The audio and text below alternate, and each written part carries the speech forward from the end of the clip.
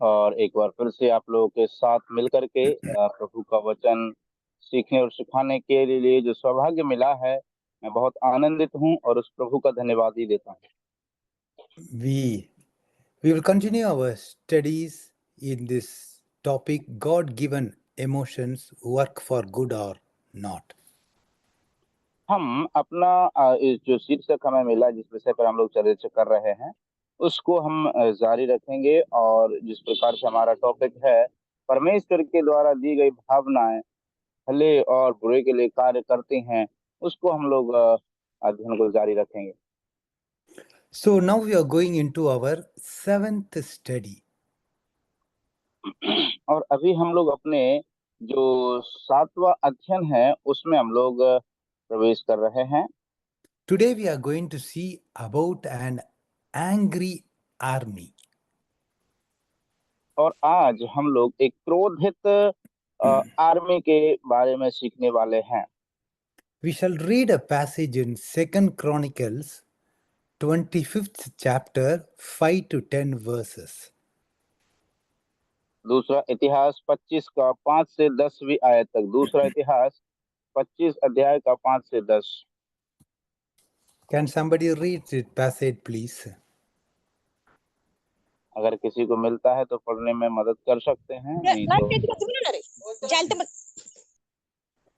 तब अमस्या ने यहूदा को वरन सारे यहूदियों और बिन्यामीनियों को इकट्ठा करके उनको पितरों के घरानों के अनुसार सहपतियों और शतपतियों के अधिकार में ठहराया, और उनमें से जितनों की आयु 20 वर्ष की अथवा उससे अधिक थी, उनकी गिनती करके 3 लाख भाला चलाने वाले और ढाल उठाने वाले बड़े बड़े योद्धा पाए।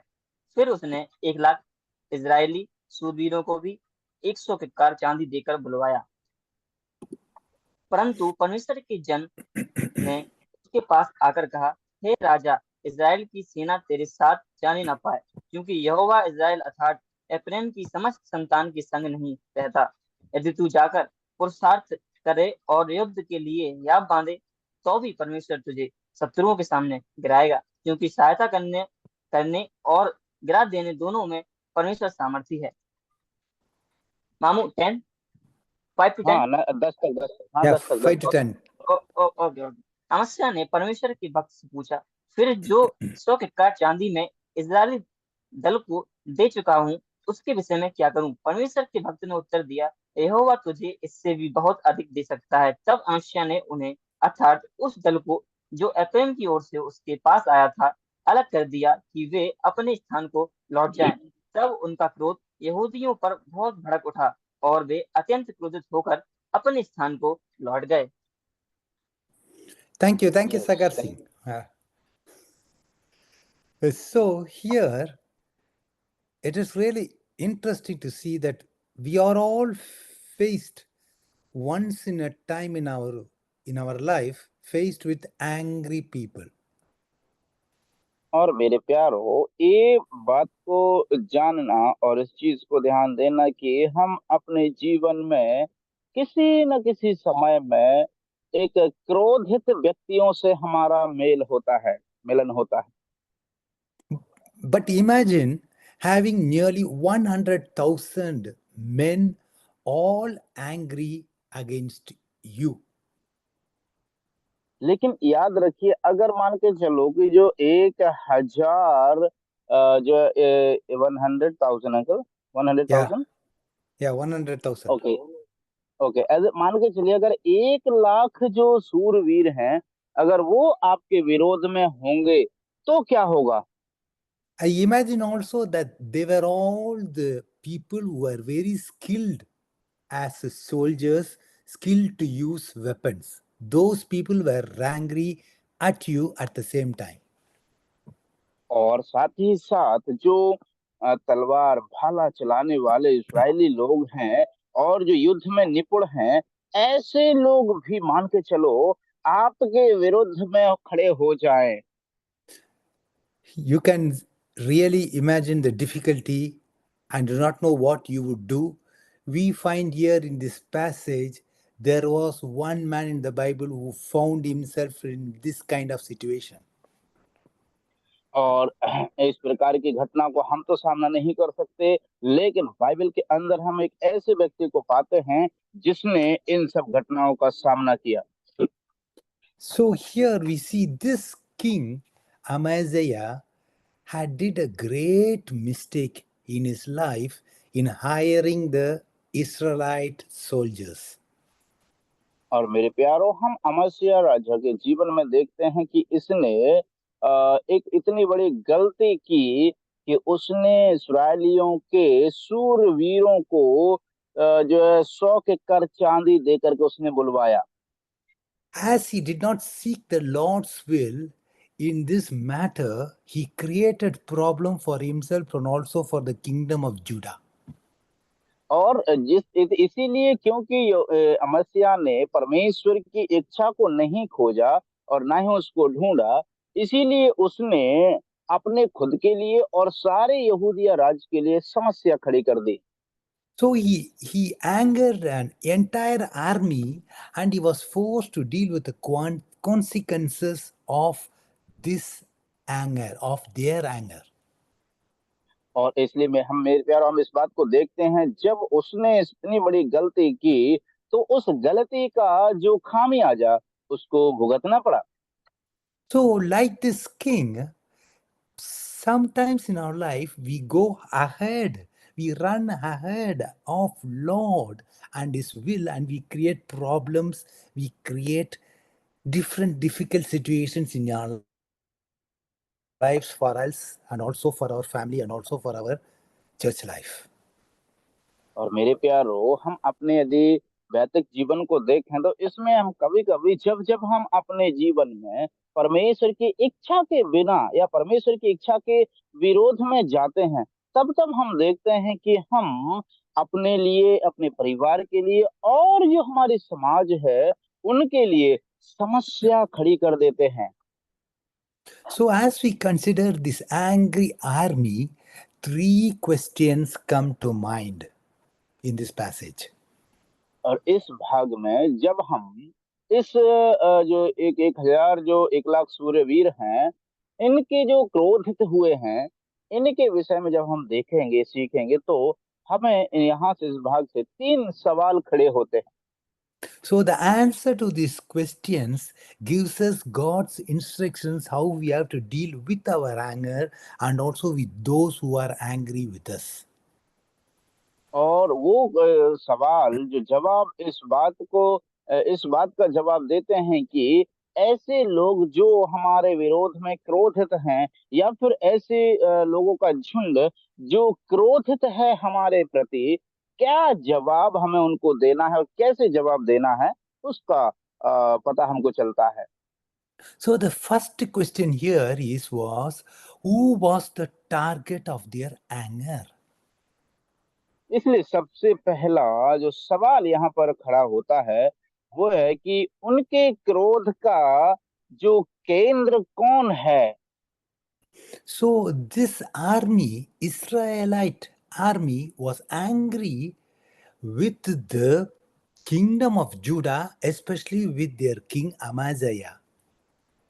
और हम देखते हैं कि मेरे प्रियो, जिस प्रकार से पहले सवाल का जो जवाब, पहला सवाल है कि आखिर उनके क्रोध का कौन, लक्ष्य कौन है।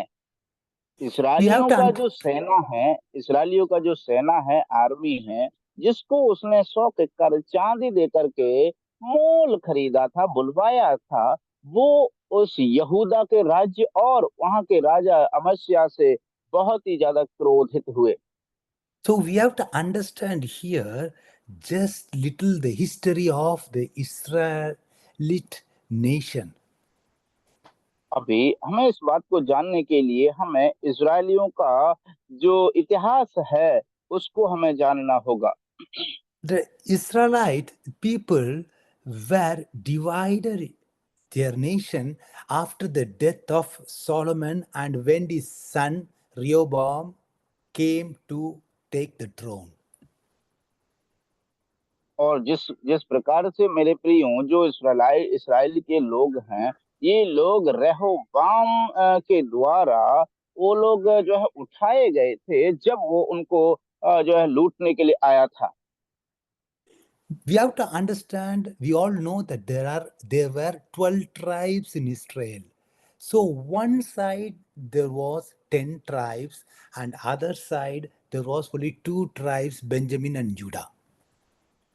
और हम इस बात को देखते हैं कि इस्राएलियों के 12 गोत्र थे, उनमें से एक तरफ जो इन 12 गोत्रों को दो भागों में विभाजन हो गया।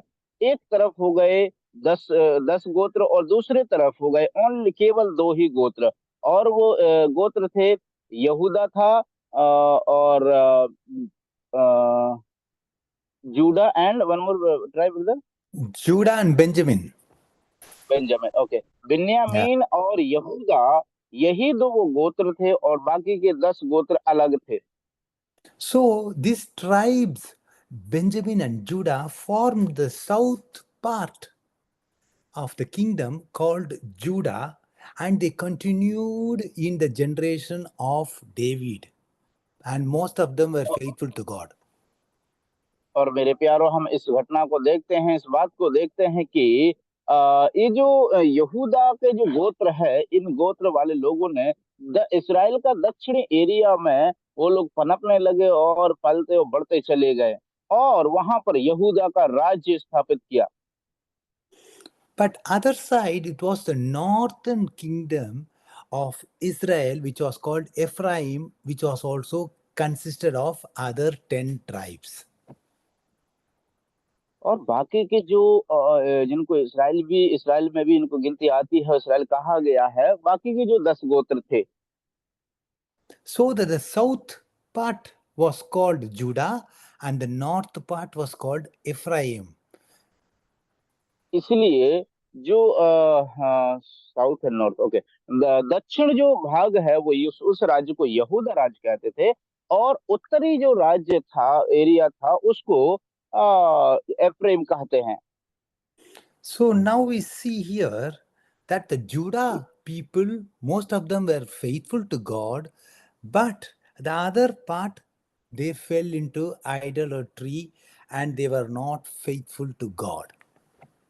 और इस बात को हम देखते हैं, यहूदा में से कुछ लोग जो है परमेश्वर के लिए भले काम किए, लेकिन हम देखते हैं कि कुछ लोगों ने परमेश्वर के विरोध में काम किया और वो मूर्ति पूजा में फंसते चले गए।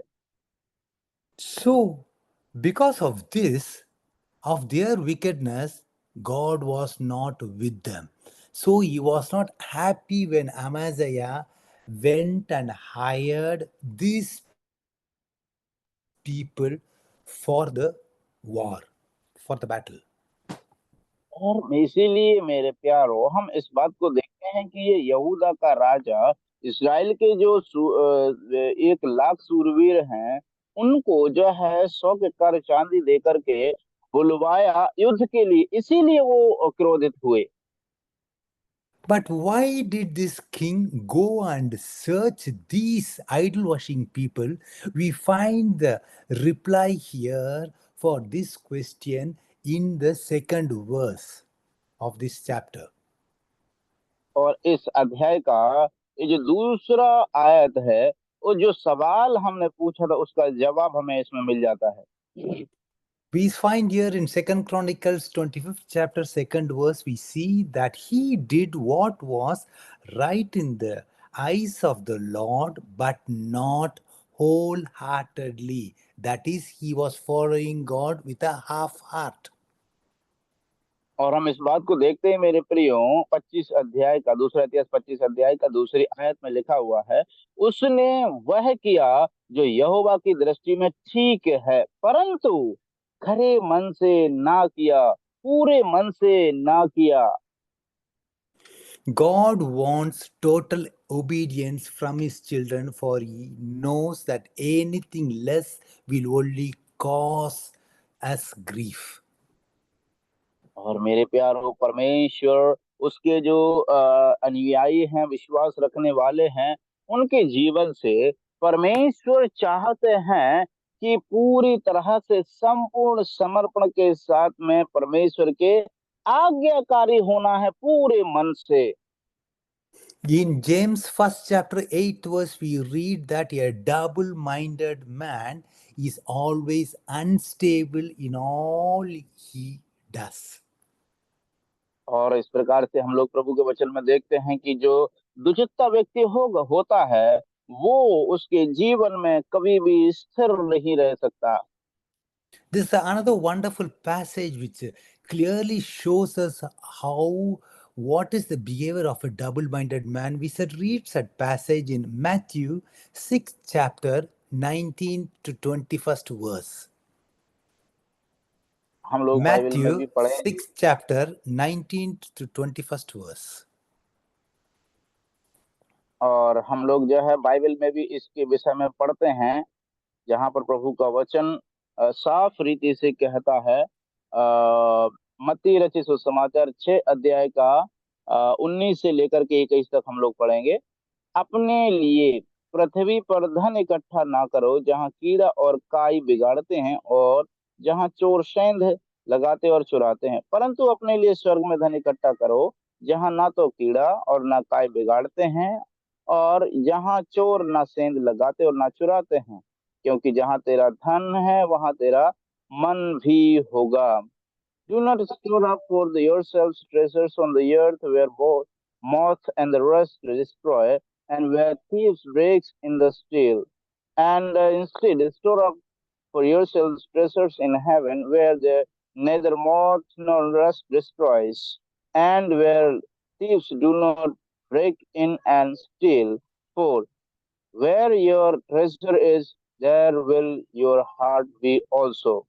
Yeah, thank you. Where your treasure is, there your heart will be also. When your heart is divided between Christ and the love of worldly possessions, surely the world only will win out in the end. So we have to be very careful.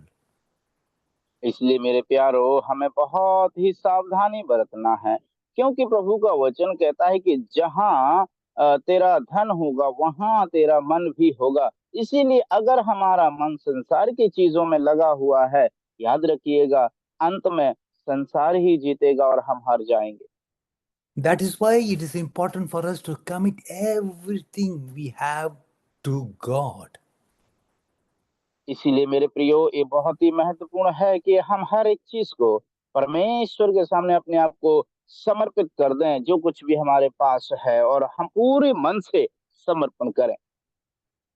Lord does not want people who have divided minds. We read that here also in 22nd and 23rd verse of Matthew 6 chapter. We can read that. Jesus added again 22nd and 23rd verse, we see that of the 6th chapter of Matthew. और इसलिए मेरे प्यारो, हम यहाँ पर देखते हैं उस बात के बारे में भी, जहाँ प्रभु यीशु मसीह उसमें एक और बात को मिला देते। 6 अध्याय उसका 22वीं आयत और 23वीं आयत, जहाँ पर लिखा हुआ है, शरीर का दिया आंख है, इसलिए यदि तेरी आंख अच्छी हो तो तेरा सारा शरीर भी उजियाला होगा। The eyes is the lamp of the body, therefore if your eye is good, the whole body is filled with light. But if your eye is bad, your whole body is full of darkness. Therefore, if the light that is in you is actually darkness, how great is that darkness would be? Yeah, a wonderful verse. He has successfully tried to explain to us that we can't look into two directions at the same time. और मेरे प्यारो, यहाँ पर देखिए, वो बात बड़े ही सावधानी के साथ में सफलता पूर्वक बताई गई है, जहाँ पर लिखा हुआ है कि हमारी जो है नजरिया दो दो जगह नहीं हो सकता, हम दो दो जगह नहीं देख सकते। We can't keep our eyes on Jesus and also on the world. Then we will develop double vision, and this double vision ultimately produces spiritual blindness. और इसीलिए मेरे प्यारो, हम अपने नजरिए को, अपनी नजरों को दो जगह नहीं लगा सकते, और अगर वो दो जगह की नजरिए को हम लोग अपने बढ़ावा देते हैं तो प्यारो, हम उसमें सफल नहीं होंगे, और हमारे अंदर उजियाले की जगह पर केवल और केवल अंधकार ही भर रहेगा। So we all understand now choosing to follow Jesus Christ involves a total commitment of our whole heart, mind, and will. इसलिए यीशु मसीह में विश्वास करना और उनको ग्रहण करना, अंगीकार करना, इसका मतलब है हम प्रभु यीशु मसीह को पूरी तरह से समर्पित करते हैं। हमारे मन, प्राण, इच्छा, देह संपूर्ण रीति से उसको समर्पण करते हैं। We can't be half-hearted just like this King Amaziah in our Christian life and enjoy the blessings of God. और मेरे प्यारो, हम अपने जीवन में उस परमेश्वर की आशीषों में को आनंद नहीं कर सकते, उनका लाभ नहीं उठा सकते जब तक हम पूरे मन, हृदय, प्राण से अपने आप को समर्पण नहीं करेंगे।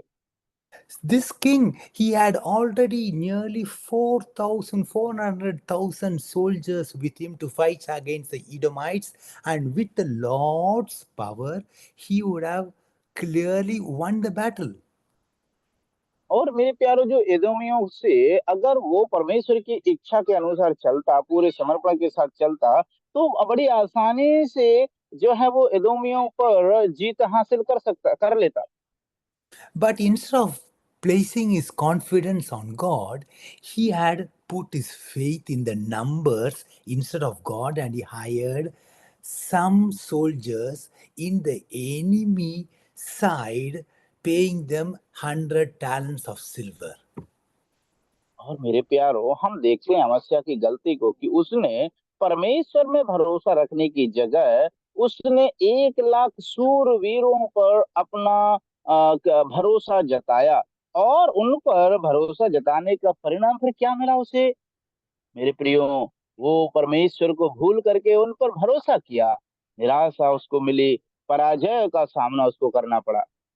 Yes, brothers and sisters, how many times we are just like this king, relying on human resources to solve our problems and not only on the Lord. मेरे प्यारो, हम इस राजा के समान हमारे जीवन में कितनी बार मेरे प्रियो हम लोग इन समस्याओं का समाधान अपने ऊपर परमेश्वर की बजाय मनुष्यों पर ज्यादा भरोसा रख करके हम लोग चलते हैं। मेरे प्रियो, कितनी बार हमारे ऐसे निर्णय हम लोग लेते हैं, बनाते हैं, जो इस प्रकार से मनुष्यों पर भरोसा रख करके हम लोग चलते हैं।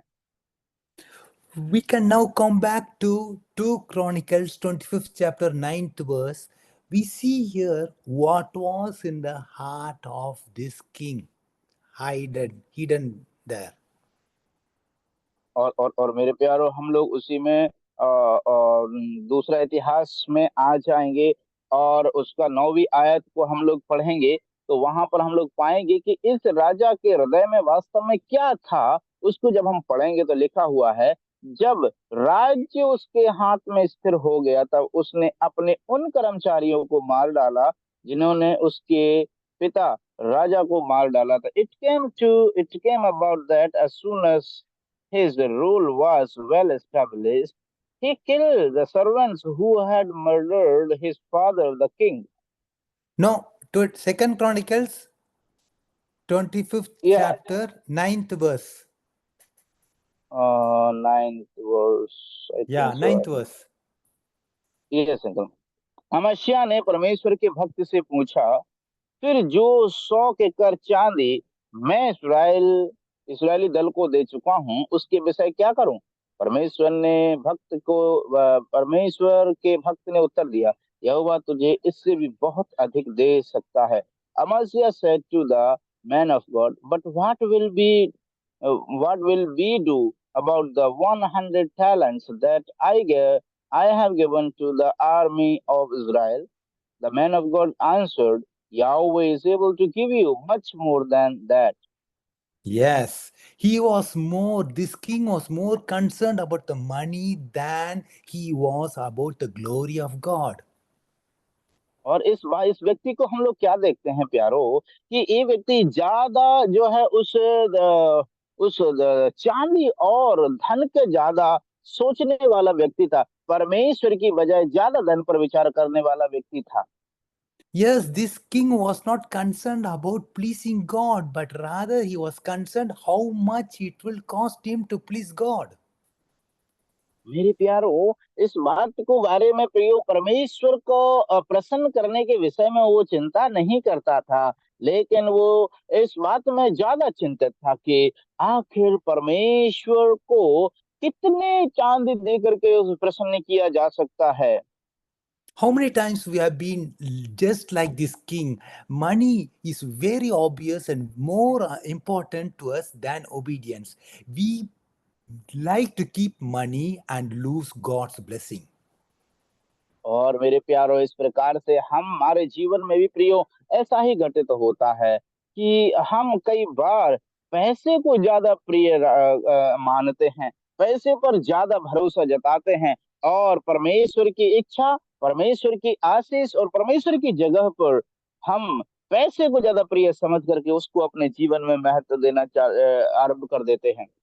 Yes, I understand money is important for us to live in this world, but it is not much more important, much more than obeying God and His commandments. ओ मेरे प्यारो, इस बात को याद रखना है। मैं इस बात को मानता हूँ और समझता हूँ कि इस आधुनिक जगत में, महंगाई के ज़माने में हमें पैसे की आवश्यकता पड़ती है। हमें जो है चीज़ों को खरीदना है, ज़रूरतों को पूरा करने के लिए पैसे की आवश्यकता पड़ती है, इसमें कोई दो राय नहीं है। So we see here, because of his disobedience, the king had a tremendous financial loss, and also he had a greater spiritual loss in his life.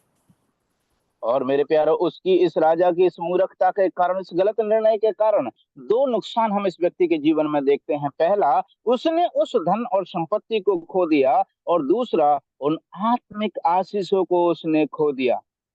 But when he was confronted by the sin of hiring the enemy's army for getting victory, he was not so satisfied. He got angry at that time. मेरे प्यारो, जब उसने उस सेना दल को, सूरवीरों की जो आर्मी को उसने बुलाया था चांदी दे करके, और जब उसने उनको वापस भेजना पड़ा तो बहुत ही ज्यादा वो निरुत्साह हुआ और संतुष्ट नहीं हुआ था, इसीलिए वो बहुत ही ज्यादा क्रोधित हुआ।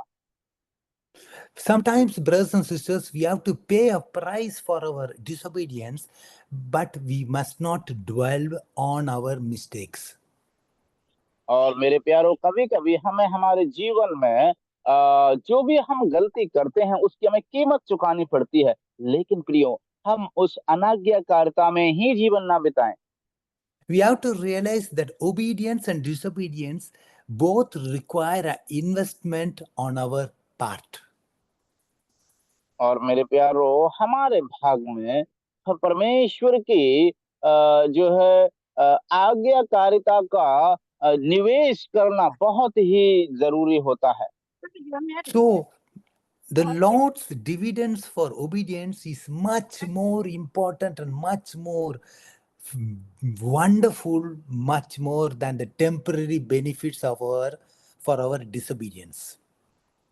और मेरे प्यारो, हमें जो है स्थायी रूप से उन आशीषों को प्राप्त करना आज्ञाकारिता के द्वारा जो है अनाज्ञाकारिता से कई गुना ज्यादा बढ़ करके कीमती है और मूल्यवान होता है, जो हमारे लिए लाभदायक है। So now we will go into the second question. What were the reasons for their anger, for this angry army? और अभी हम लोग उसका कारण ढूंढने का प्रयास करेंगे कि आखिर ये जो सेना थी किस बात के चलते क्रोधित थी। It is really strange to see these Israelite soldiers becoming angry for sending them home. और मेरे प्यारों, ये जो इज़राइल की जो सेना जिसको उसने बुलाया था, जब उसने उनको बिना युद्ध के वापस भेजा, तब ये लोग बहुत ही ज्यादा क्रोधित होने लगे। These Israel soldiers, they had been paid to face the battle in the army, but they had received their earning, but they did not face the dangers of the battle. So they have to be happy about the situation going back home. और मेरे प्यारों, हम इस चीज को देखते हैं कि ये लोगों को जो है कि वो पैसा देकर के, सोना चांदी देकर के उनको मोल देकर के उनको बुलवाया था, और उनको इसीलिए बुलवाया था कि वो But आकर के जो है सेना के साथ में उनको युद्ध करना है। लेकिन उनको पैसा तो मिला, चांदी तो मिली, लेकिन उनको युद्ध करने का मौका नहीं मिला, इसीलिए वो क्रोधित होने लगे। But we have to see now what were the reasons. There are a number of reasons for their anger. और मेरे प्यारो, हम इस चीज को देखते हैं कि उनके क्रोध के कारणों को हमको खोजना है। कई ऐसी गिनती में कई ऐसे कारण थे जो जिसके कारण वो लोग क्रोधित हुए। The first reason for their anger was their pride. सबसे पहला उनके क्रोध का कारण था उनका घमंड। Because all other people will be talking that these soldiers were cowards, they were not brave to face the army, so they are returning back home just like a cowards. So that is pride for them. When the pride is being touched, they are filled with anger. और मेरे प्यारो, हम इस चीज को देखते हैं कि ये जो सूरवीर लड़ाकू थे, युद्ध में निपुण थे, जब इनको बिना युद्ध के, बिना लड़ाई के जब इनको वापस भेज दिया जाता है, तब इनका मन घमंड से भर जाता है। वो सोचने लगते हैं कि अरे, क्या हम इतने तुच्छ हैं, क्या हम इतने निर्बल हैं, क्या हम इतने मूर्ख हैं कि जो है युद्ध नहीं लड़ सकते। इसीलिए वो अपने ताकत का, अपने बल का, अपने युद्ध की कौशलता का प्रदर्शन नहीं कर पाए। इसीलिए प्रियो, उनका मन क्रोध से भर गया और वो सोचने लगे कि जब उनके जो घमंड को जो है छुआ, और घमंड के चूर होने के कारण वो लोग बहुत ही ज्यादा यहूदियों से क्रोधित होने लगे। So the second reason for their anger was their selfishness. और दूसरा कारण उनका क्रोध का था उनका खुद का स्वार्थ। So when we see here that these people, this angry army, they were not concerned about Judah and their holy cause. Even if the Edomites have given them more money, he would have went with them to fight the battle. और इसलिए मेरे प्यारो, ये लोग जो है वो जो एदोमियों के साथ युद्ध करने के लिए, अगर वो लोग और भी पैसा भी नहीं मिलता, तब भी वो लोग उनसे जो है युद्ध करने के लिए तत्पर होकर तैयार रहते, चले जाते। And also there is another habit when they go for the battle. Once the battle is over, they have the habit of bringing all the spoils of the battle to their homes. Here they और could not केवल do इतना that.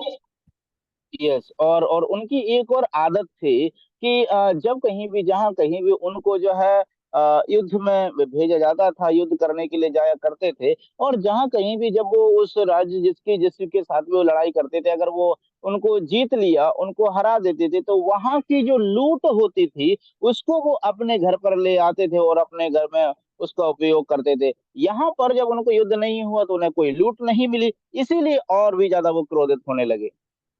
So that is what we read in the 13th verse, that the soldiers became very angry because they were denied of the spoils of the war, and they went out and they plundered Judah and they robbed them of all their own things to और satisfy मेरे their प्यार selfishness and pride. और मेरे प्यारो, हम लोग इस बात को देखते, वचन 13 में आते हैं, तो उस सेना ने आकर के जो है यहूदिया को जो है अपने स्वार्थ को, अपने घमंड को संतुष्ट करने के लिए, जब हम वचन 13 में पढ़ते हैं, तो वहां पर देखते हैं कि उन लोगों ने जाकर के यहूदिया पर ही उन पर प्रहार किया। हम देखते हैं वचन 13 में लिखा है, परंतु उस दल के पुरुष जिसे अमस्या ने लौटा दिया कि वे उसके साथ युद्ध करने को ना जाए, सामरिया से बेतुरेन तक यहूदा के सब नगरों पर टूट पड़े और उनके 3,000 निवासी मार डाले और बहुत लूट ले ली। मेरे प्रियो, यही लूट के लिए वो जो है स्वार्थ भरे हुए थे, और उस स्वार्थ को पूरा करने के लिए उन पर, यहूदिया के लोगों पर ही उन्होंने प्रहार कर दिया और 3,000 निवासियों को उन्होंने मार डाला। So, brothers and sisters, it is so frightening to see what people would do just to make money. और इसलिए मेरे प्यारो, ये बहुत ही दुख की बात है, बड़ी ही डरावनी और भयानक बात है कि प्रियो, पैसा बनाने के लिए, पैसा पाने के लिए लोग क्या कुछ नहीं करते आजकल। Everywhere we look today, we find people whose only goal in life is to become rich as they can. और मेरे प्यारो, हम इस जगत में देखते हैं कि ऐसे बहुत सारे लोग हैं जो आज इनका केवल एक ही लक्ष्य है, केवल और केवल उनको किसी भी तरह से धनी बनना है, धनी बनना है।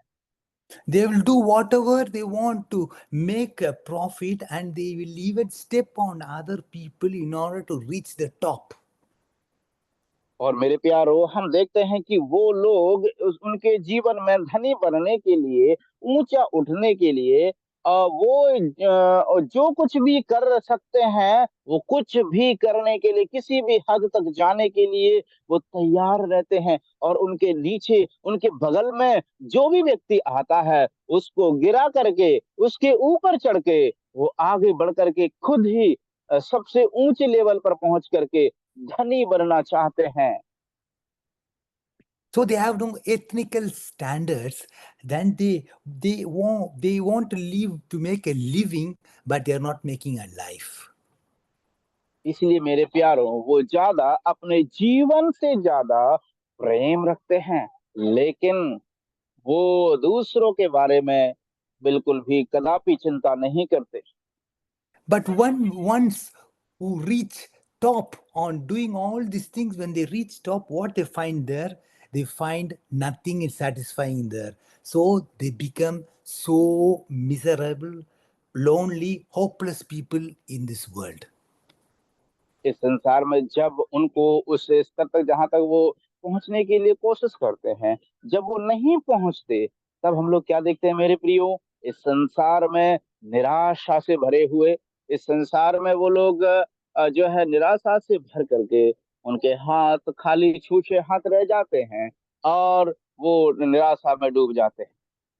So there is another reason for their anger that was disgust, dislike or hatred. और मेरे प्यारो, हम लोग देखते हैं उनके जीवन का एक और कारण कि वो लोग बहुत ही ज्यादा अपमानजनक महसूस करते हैं। These soldiers had made a long trip to come to Judah for nothing. They had been preparing for the battle, but now they have to go back home. Instead of thinking as a blessing to be in a godly country, they took it as a curse for them and did not enjoy the blessing of God in this godly country. और मेरे प्यारो, हम इस बात को देखते हैं कि इतने लंबे यात्रा करके ये लोग आते हैं यहूदिया में, जहां पर वो लोग आकर के इस बात को सोच रहे थे कि उन्हें जो है ऐसा मिल जाएगा, उनकी अभिलाषा पूरी हो जाएगी। लेकिन जब उन्हें कुछ नहीं मिला, तब वो लोग उस परमेश्वर के देश में भी आकर के परमेश्वर की आशीषें उनको प्राप्त नहीं हुई। So we see here, because of their selfishness, because of their pride, because of their hatred, they were not able to be thankful to God to be in a country where the people were worshipping a true God. और इसलिए मेरे प्यारो, क्योंकि उनका जो है दृष्टिकोण अलग था, रुपया पैसा धन संपत्ति लूटपाट था, इसलिए मेरे प्यारो वो परमेश्वर के देश में जाने के बावजूद भी परमेश्वर की आशीषों का अनुभव वो लोग नहीं कर पाए। Yes, brothers and sisters, we can stop and evaluate our own anger. How many times we have been angry because of pride, because of selfishness, because of तो hatred? This has been at the root of our anger. और मेरे प्यारो, हम अपने एक बार रुक करके अपने जीवन को एक बार फिर से जांचें और इस चीज को खोज करें कि हम कितनी बार अपने जीवन में जो है अपने स्वार्थ को पूरा करने के लिए और संसारिक आशीषों को प्राप्त करने के लिए परमेश्वर की आत्मिक आशीषों से वंचित हो जाते हैं। So we can go into the third question here. The third question is, what were the consequences of their anger? इसलिए हम उनके क्रोध का तीसरा कारण हम लोग देखेंगे, और तीसरा कारण यह है कि उनके क्रोध का परिणाम क्या निकला। We see the consequences here in the Second Chronicles 25th chapter 13th verse. We read there that nearly 3,000 people died and they carried off great quantities of plunder.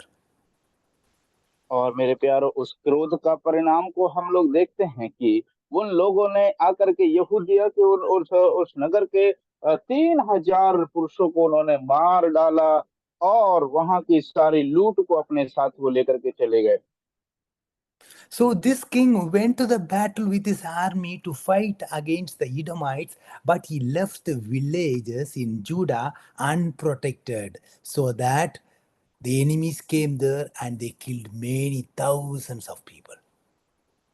और हम इस बात को देखते हैं प्यारों कि ये व्यक्ति ने क्या किया कि जब वो उनसे लड़ने के लिए गया, तब वो यहूदिया के जो गांव थे उनको बिना सुरक्षा के छोड़ करके वो चला जाता है। इसीलिए हम क्या देखते हैं मेरे प्यारों कि उन नगरों पर वो दुश्मन आए और उन पर टूट पड़े, और 3,000 निवासियों को मार डाले और वहां की बहुत लूट को लेकर के चले गए। So when this king returned back victoriously, winning in the army, when he returned back, when he saw that the destruction which was left by the Israelites, once again pride came into his life and he had to take vengeance on this Israelite people. और इसलिए मेरे प्यारो, जब हम देखते हैं कि जब ये राजा वहां से युद्ध जीत करके वापस आ रहा था, जब उसने देखा कि उसके नगरों को जो है लूट लिए गए हैं, मार डाले गए हैं, तब उसका मन बदले की भावना से भर गया और वो सोचने लगा कि मैं इसका बदला अवश्य लूंगा। Yes, brothers and sisters, once the cycle of anger starts, it is very hard to stop. हाँ मेरे प्रियो, एक बार जो क्रोध का जो साइकिल है, जब ये आरंभ हो जाता है, तो इसको रोक पाना बहुत टेढ़ी खीर है, बहुत टेढ़ी बात होती है। It is just like a fire. It will put many, many damages to not only to ourselves and also to all the things, all the people who are surrounding us. और इसलिए मेरे प्यारो, हम इस बात को देखते हैं कि ये जो क्रोध है आग के समान है, और जो कुछ भी उसके सामने आता है उसको सिर्फ और सिर्फ खत्म और नाश करते चला जाता है। When we see also this danger of anger that was motivated by sin and pride in the life of this king. इस राजा के अंदर घमंड और बदले की भावना के कारण, इस राजा के अंदर जो क्रोध की भावना उत्पन्न हुई थी। So we see here this God gave the king a great victory over Edom. But how did the king repay it to God? और मेरे प्यारो, हम इस बात को देखते हैं कि इस राजा को परमेश्वर ने बड़ी जीत दी है, दिलाई है, तो उसका बदले में वो कैसे उसको पूरा करेगा। We read that in Second Chronicles 25th chapter 14th and 15th verse, we read that he replaced the Lord with idols from the country he had just conquered. और मेरे प्यारो, हम इस बात को पढ़ते हैं वचन उसी का 14 और 15वीं आयत में, जहां पर हम देखते हैं वो राजा ने क्या बदला लिया। तब अमस्या एदोमियों का संहार करके लौट आया, तब उसने सेईरियों के देवताओं को ले आकर अपने देवता करके खड़ा किया, और उन्हीं के सामने दंडवत करने और उन्हीं के लिए धूप जलाने लगा। और तब यहोवा का क्रोध अमस्या पर भड़क उठा, और उसने उसके पास एक नबी भेजा, जिसने उससे कहा, जो देवता अपने लोगों को तेरे हाथ से बचा ना सके, उनकी खोज में तो क्यों लगा है। We see here also God sent a prophet to the king to confront him, to tell him about his sin. and to pronounce judgment on him. मेरे प्यारो, हम यहाँ पर देखते इस वचन में पढ़ा कि तब परमेश्वर ने अपने एक नबी को उसके पास भेजा ताकि उसको इस बात को बता सके कि उसने कितना बड़ा पाप किया है। But in the 15th and 16th verse, we read that this king allowed anger to blind him to his sin, and instead of confessing his guilt, he became angry with the prophet and also with God.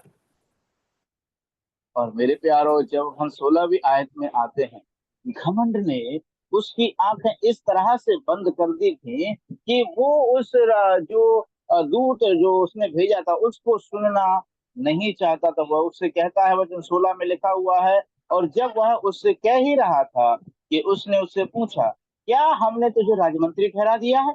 चुप रह, क्या तू मारना चाहता है? तब वह नबी यह कहकर चुप हो गया, मुझे मालूम है कि परमेश्वर ने तेरा नाश करना ठान लिया है, क्योंकि तूने ऐसा किया है और मेरी सम्मति नहीं माने। It came about that as the prophet was speaking with him, the king said to him, have we made you an advisor to the king? Stop. Why should you be killed? Then the prophet stopped and said, I know that God has decided to destroy you because you have done this deed and have not listened to my advice. So we see here also this king become very proud. He ignored the prophet's warning and he challenged the king of Israel to meet him on the battlefield. He went to the army, went to the battle without the Lord's help. और मेरे प्यारो, हम इस बात को क्या देखते हैं, इस राजा को इस तरह से पाप ने और क्रोध की भावना ने, बदले की भावना ने उसकी आंखों को इस तरह से बंद कर दिया कि जब वो युद्ध करने के लिए जा रहा था, तब उसने उस जो इस नबी से उसने कदापि ना पूछा, परमेश्वर की सम्मति उसने ना ली। इसीलिए वो कहता है कि तू परमेश्वर तेरा नाश करने के लिए ठान लिया है। So this king, because of his pride, he thought that he could win the battle without the Lord's help, but at last he was soundly defeated on the battlefield, and once again innocent people were killed because of his foolishness.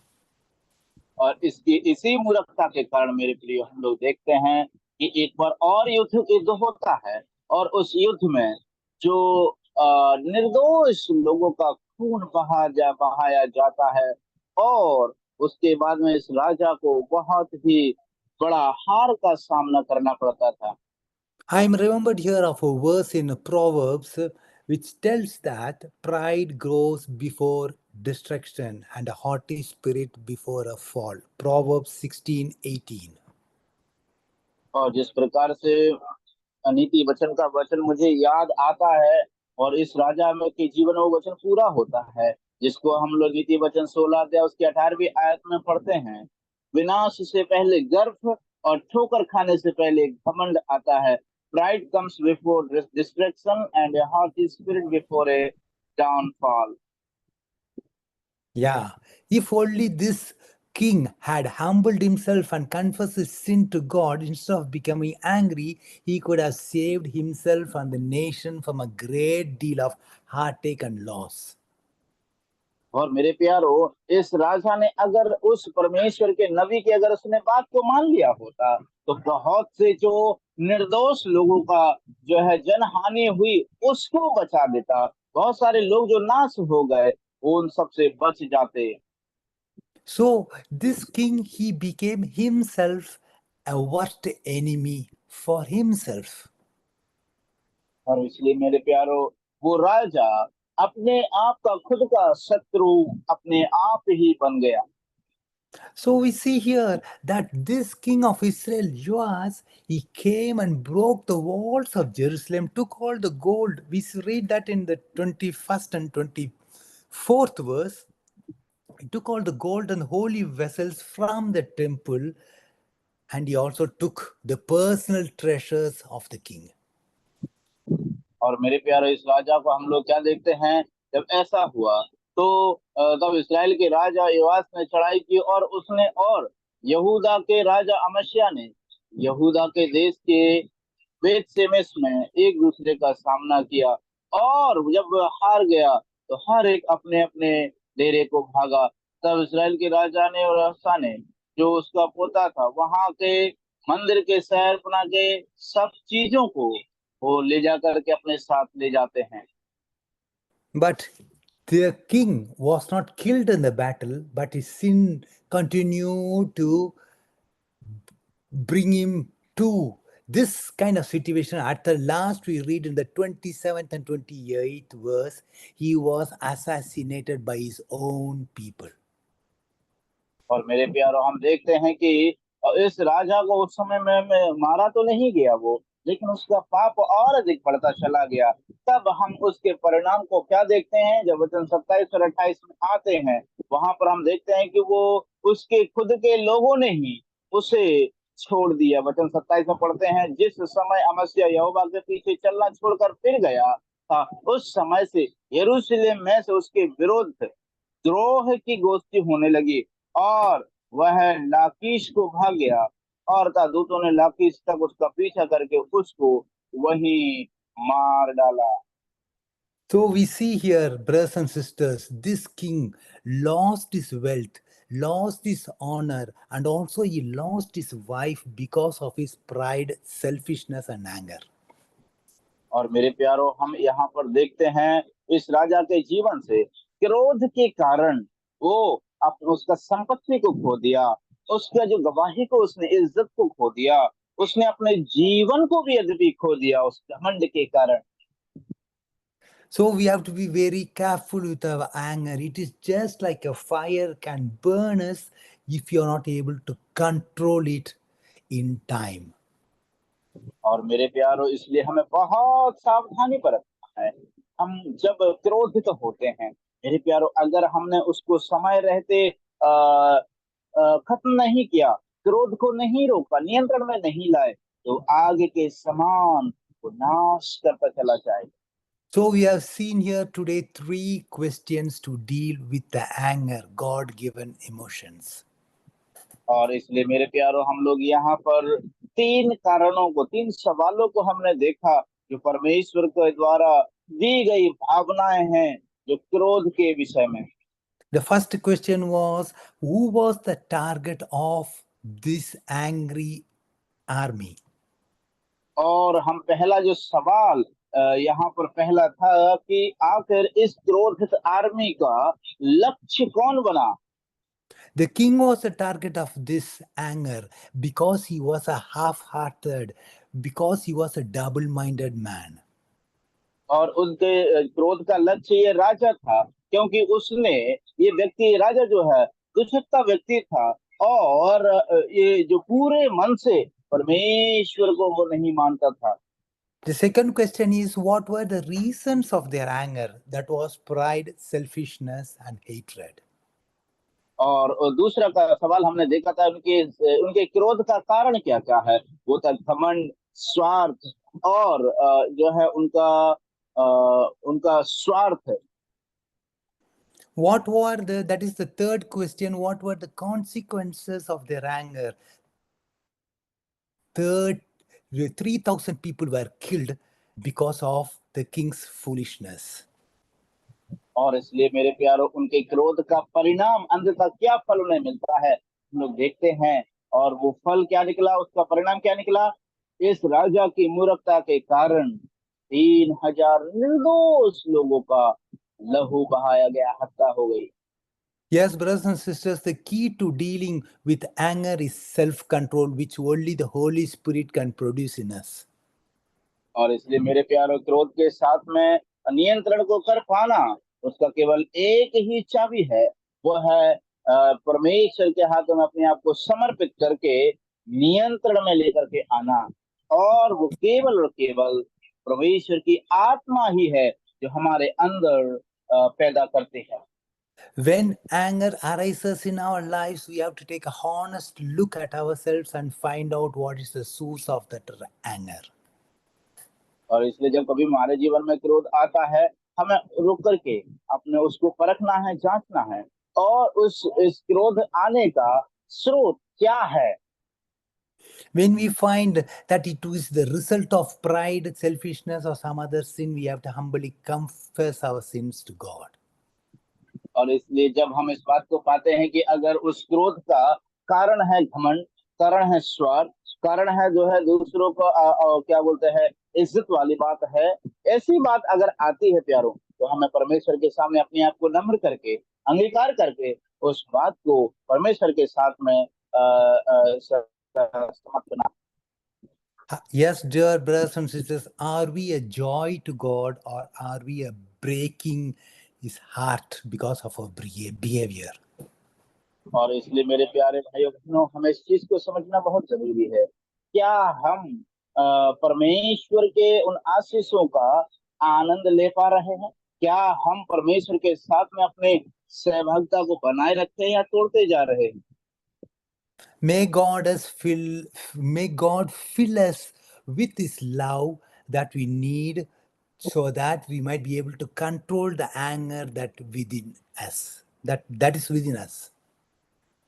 और इसलिए मेरे प्रभु परमेश्वर हमारी सहायता करे कि हम अपने उस अंदर के क्रोध को, प्रभु सहायता करे और हमें सामर्थ्य प्रदान करे कि हम उसको नियंत्रण में लाएं और परमेश्वर को पूरे मन से अपने आप को समर्पण करें। May God give us the fruit of the Spirit, which is love, joy, peace, patience, kindness, self-control, and everything. Amen.